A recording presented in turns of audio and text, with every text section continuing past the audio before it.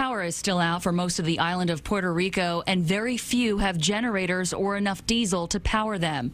The few gas stations that are open have limited hours, and as you can see, long lines. Only a handful of flights are trickling out of Puerto Rico's main airport. My mother needs dialysis. We've been here 26 hours. We need to get our together here. And help needs to get into people's hands now. Not tomorrow, not later, now. The mayor of San Juan sending out an SOS, calling the situation more dire today than the day the hurricane made landfall. I know that leaders aren't supposed to cry, and especially not on TV. But we are having a humanitarian crisis. Supplies are coming in slowly from the U.S. mainland.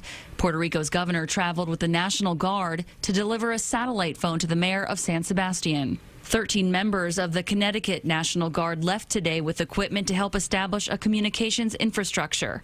And FEMA tweeted out this picture of emergency communications vehicles on the way. The New York Urban Search and Rescue Task Force worked to fix a hospital generator and also helped to rescue 8 people trapped after a bridge washed away. FEMA, our great first responders, and all available federal resources, including the military, are being marshaled to save lives, protect families, and begin a long and very, very difficult restoration process. Today, President Trump made additional disaster assistance available to Puerto Rico and says he'll visit next week.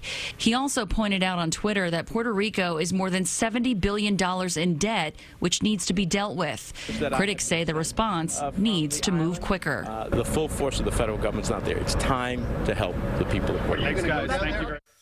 House Speaker Paul Ryan says Puerto Rico will get the same storm support as Texas and Florida. FEMA says the USNS Comfort is on the way. That's a seagoing medical treatment facility.